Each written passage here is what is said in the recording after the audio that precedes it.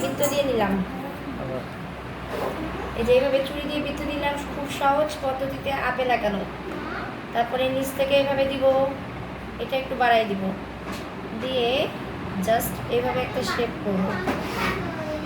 তারপরে উপর থেকে এখান থেকে এভাবে রাবার দিও, রাবার দাও। এবার ডাটি দিলাম। এবার আমাদের রাবারের কাজ, এটা এখান থেকে এভাবে দিব, এটা এখান থেকে এভাবে। এবার রাবার দিয়ে আমরা সাইডগুলি মিশাই দেব। তাহলে এই জায়গাটা মিশাইতে হবে এবং নিচের এই অংশটুকু মিশাইতে হবে। তাহলে আমাদের একটা আপেল হয়ে গেল। এবার মিলাই দিই এরকম।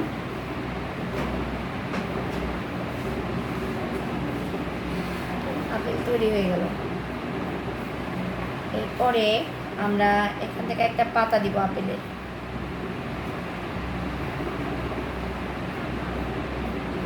পাতা দিলাম। এখন আমরা আপেলটাকে সাইন পেন করবো। সাইন পেন দাও। তোমার কাছে সাইন পেন আছে না? সাইন পেন দাও। আপেলের কালার কি হয়?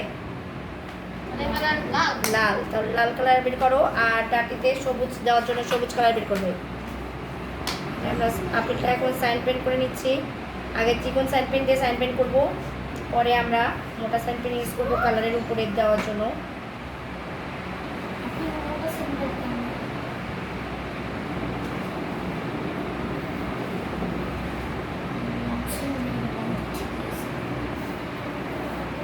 পাতাটা সাইন পেন করছি।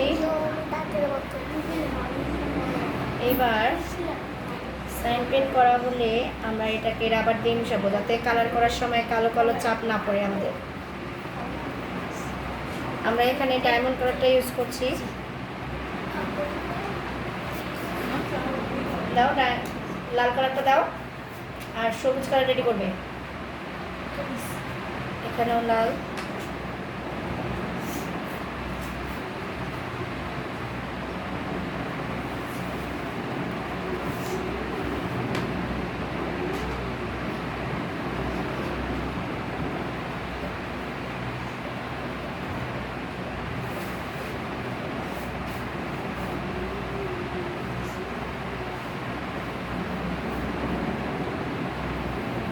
পুরোটাই লাল কালার করবো।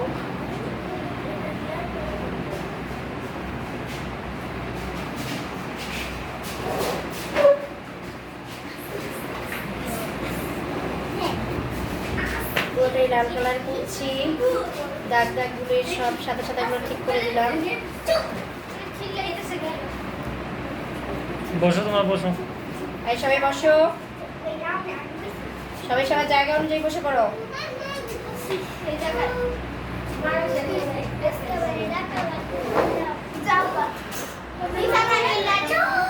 লাল কালার করছি। এখন আমার ডাটি আর পাতা হচ্ছে সবুজ কালারের দিব। ডাটি আর পাতা সবুজ কালার।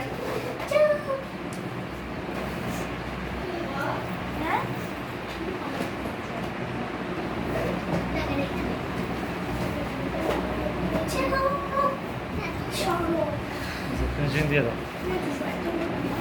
সাইন করো। এটা আমাদের হয়ে গেল আপেল।